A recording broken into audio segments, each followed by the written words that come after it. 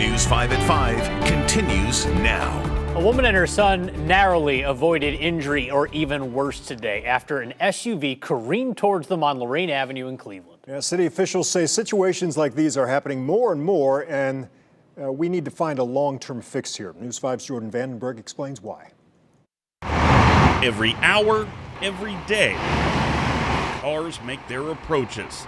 But this one, you guys are crazy, didn't stick the landing. All of a sudden, we just seen like this big truck just heading towards the barber shop, and I was just like, I freaked out. My son was just running, and the guy just ran in there with some girl, and he just jumped out and took off running. Mary Rosario and her son narrowly escaped, and she says the driver and passenger ran from the scene before police arrived.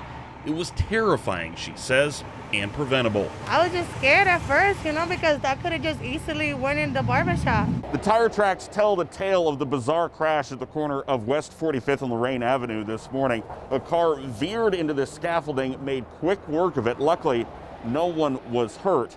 And people who live in the area say that it highlights a concern that they've had for a while, that cars are driving way too fast and without any regard to safety. I hear this not only here in Ohio City, but across the city of Cleveland are concerned about how fast people are driving, how people drive, and their safety. Councilman KERRY MCCORMACK says a complete redesign of Lorraine Avenue is sorely needed.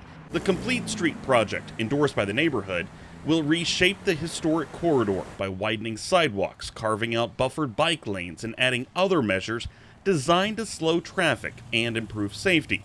McCormack says the $15 to $17 million project has about $10 million already allocated. For too many years, we've only built streets for cars. It's time that people have the opportunity to be safe when they're walking up and down the street. So we want to make sure it's a citywide initiative, not just here on Lorraine Avenue. Early next year, the City Council will have a hearing on McCormack's proposed ordinance, requiring city planners to consider and possibly implement these traffic calming measures when planning for future road projects. There's also an economic benefit too, McCormack says, because those that stop to smell the roses are more likely to buy them. Lorraine Avenue used to have street vendors and a street car, and so there used to be a much more vibrant place. If you just have cars driving through all day, that's doing nothing for your local businesses. In Cleveland, Jordan Vandenberg, News 5.